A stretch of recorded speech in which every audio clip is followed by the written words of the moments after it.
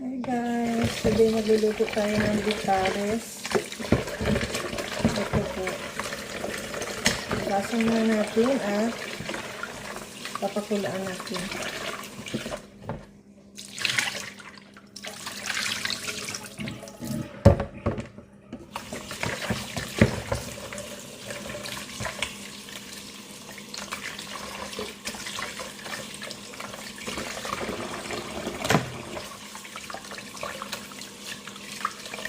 Hugasan ko na ito kanina, ilang ulit ng hugas kasi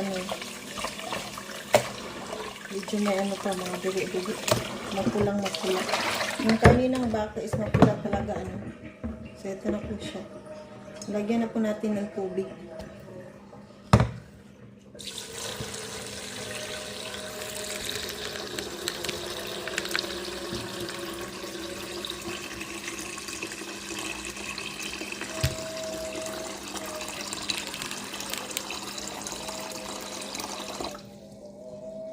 Tsaka ito yung mga sangkap natin para pakuluan. Sibuyas, bawang, cinnamon stick, bay leaf, tsaka luya.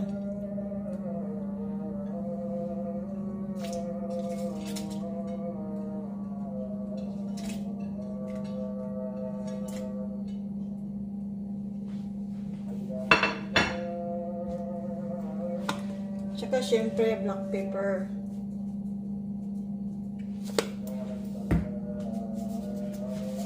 Tsaka kunting asin kasi lalagyan natin mamaya ng beef cubes.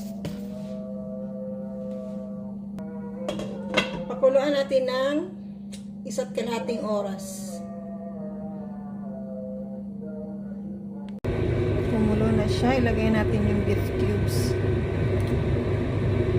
Takpan natin ulit, tsaka pakulaan natin ng 1.5 oras pa para malambot yung karne. Okay guys, ito na siya. Konti na yung sabaw niya kasi pinakuluan natin ng 2 oras. So hanguin na natin ito at simula na tayong maggawa ng beef pares.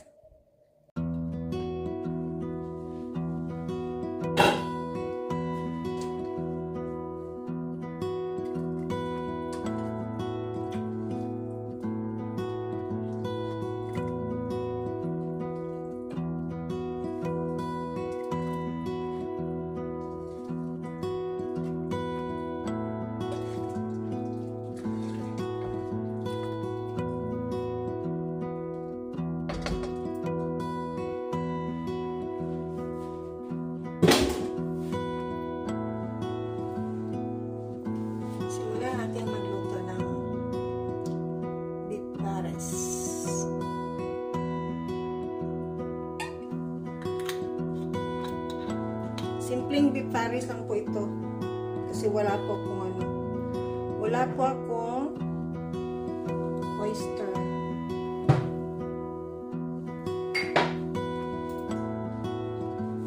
Painitin mo natin yung mantika.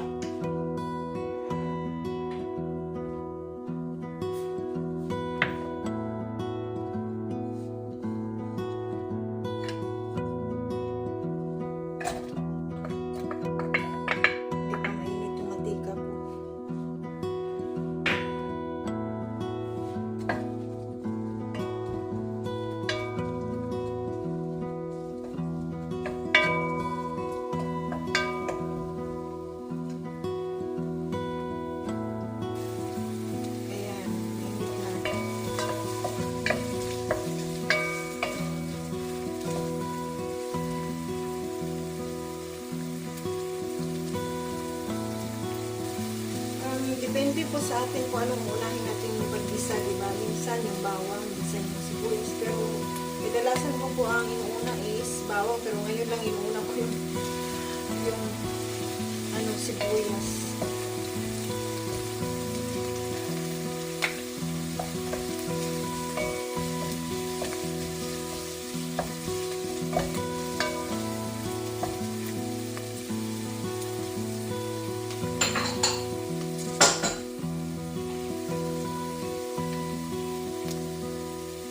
star anise at saka cinnamon stick at saka may luya. Para mabango.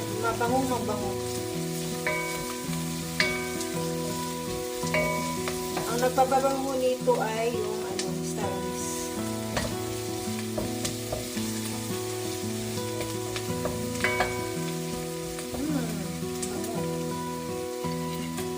Ilulod na natin lahat.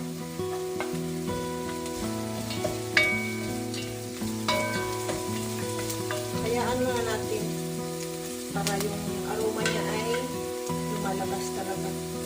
Mabango na.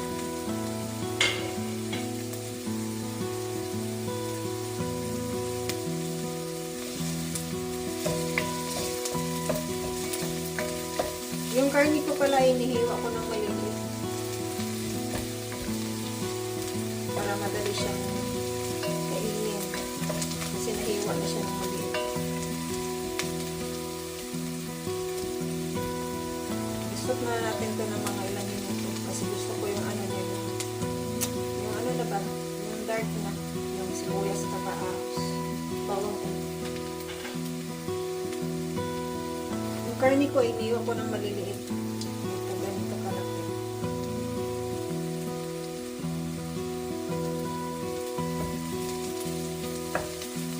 Siguro hindi ko na-videohan yung paglunod ko ng star anise. Ito, linunod ko na yung star anise at saka cinnamon. Ito yung kung nagpapabango ko sa ating beef pares. Saka may luya. Luya na hiniwa ko ng maliliit.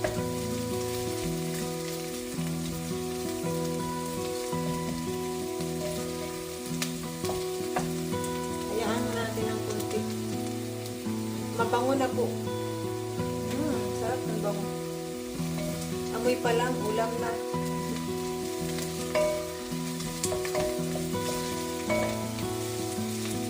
Sana po ay may manonood sa munting channel ko na cooking show.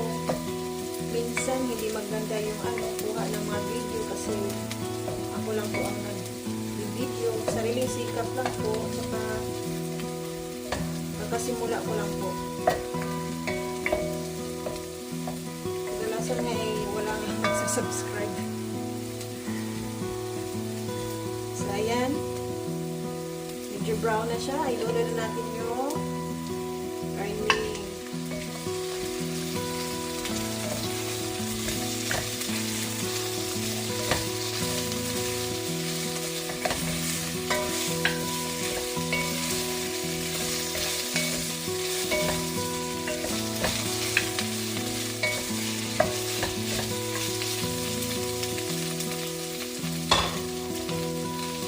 Takpan na natin. Hayaan na natin na 2 minuto.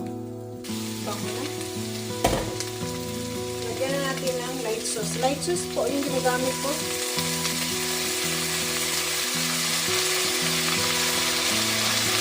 Kasi wala akong oyster.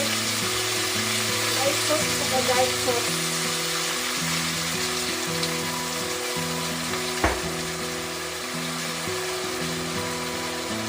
Lagyan natin ng brown sugar.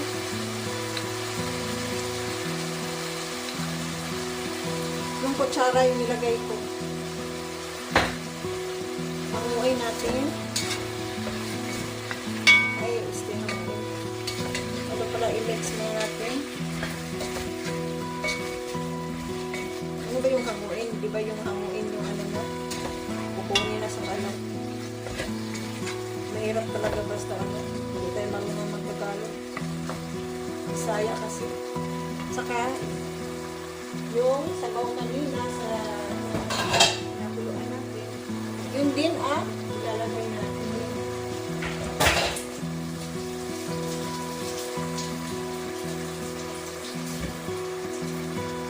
Yun din ang ilalagay natin na sabaw. Ito po siya. Beef broth.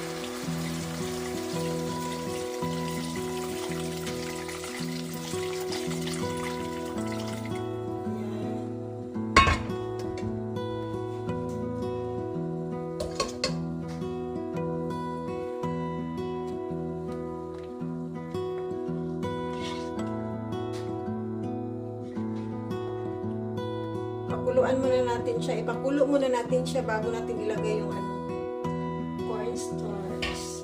Yung pampalapot.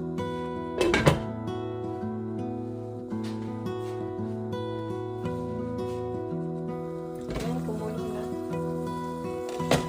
Lagyan muna natin ng ano, black pepper.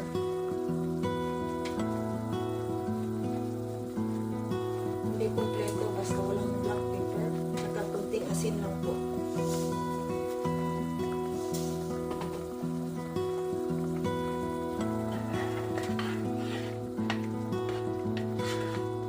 Kunting asin lang po para pang-balance na yung tamis po niya.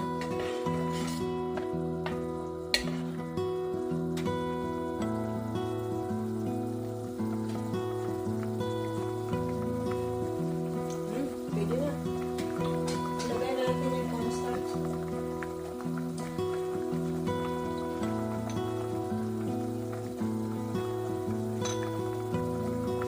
Cornstarch po.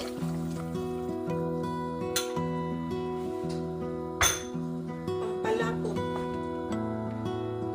2 kutsarang cornstarch.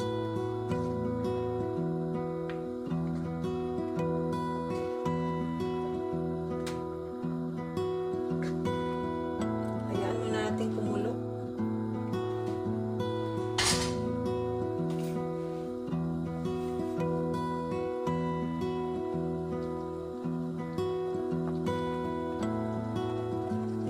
Yan po, kumulo na po siya.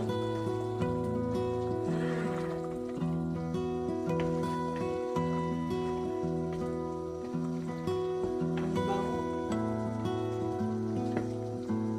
Naku, mawawala itong diet nito. Hindi mo na mag-diet. Kasi tiyak na marami kang makakakain nito na kanin. Bawal sa diet po ito, nagda-diet na person. Kung nagda-diet naman kayo, pwede nyo kainin yung ano, hindi yung rice talaga na ano, palay. Yung corn rice. Alam nyo ba yung corn rice? Yung mais, di ba? Yun. Kasi yung mais ay low carb po siya kaysa ano, kaysa palay. Yung palay kasi marami siyang ano, carbohydrates than corn na ano, corn na bigas. Alam niyo ba yung corn rice, yung sa Bisaya ba kalimbugas, yung mais ba, mais? Yun, masarap yun. Oh, ito diba? Bango. Bango. So, ayan na po. Luto na po siya. I-close na natin yung apoy. So, ayan na. Tada! May beef pares. Simple recipe lang po na beef pares.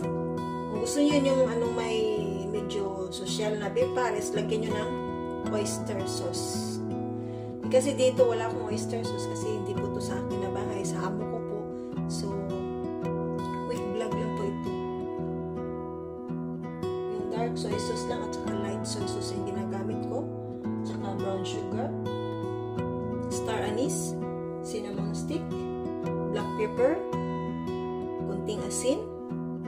Yun lang, di ba? At saka cornstarch. So, yan na po. Ready to eat na po ito. Thank you for watching. Tikman na natin, guys. Wow. Tikman na natin.